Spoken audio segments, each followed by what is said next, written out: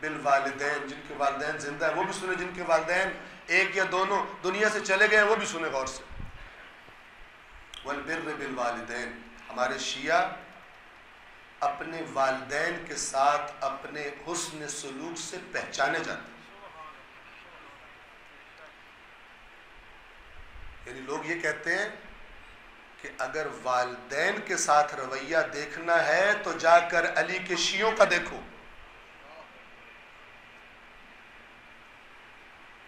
شیعہ تھوڑی سی بات ماں کی نہ برداشت کر سکے، تھوڑی سی بات باپ کی برداشت نہ کر سکے، کیونکہ خود اب طاقتور ہو گیا ہے، والد یا والدہ بوڑھے ہو گئے اور وہ کمزور ہو گئے ہیں، اور یہ احسان فراموش نمک حرام ان کے اوپر پھر آواز بلند کرتا ہے، چیختا ہے.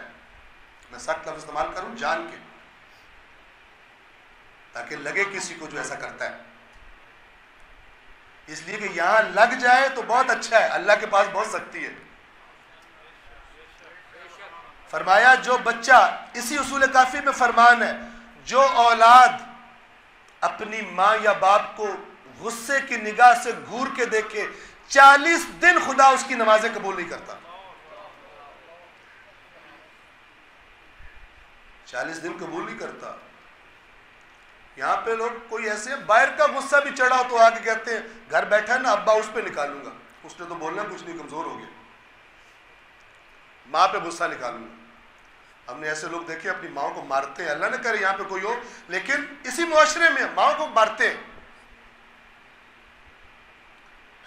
اسی معاشرے میں، حالانکہ مسلمان ہے نا، کلمہ پڑا ہوا ہے، اپنی بوڑھی ضعیف ماں کو جا کے ریڑی پہ باہر رکھ کے آ جاتا ہے کہ لوگ بھیک دے کے جائیں اور رات کو یہ آرام خور کھائے اس بھیک کو.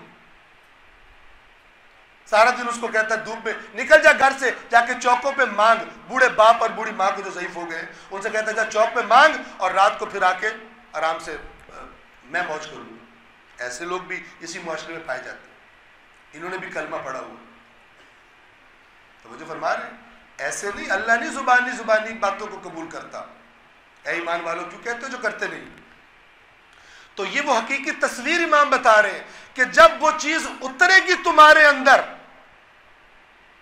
جس کو تشیع کہتے ہیں، یعنی اہل بیت کے پیچھے چلنا، یعنی اہل بیت کے ہمراہ رہنا، تو پھر اصلہ تمہاری علامات کیا ہوں گی؟ اللہ کا تقوی اور اس کی اطاعت، اور تمہاری صفات یہ ہوں گی اور ایسی ہوں گی کہ لوگ پھر تمہیں اس سے پہچانیں گے.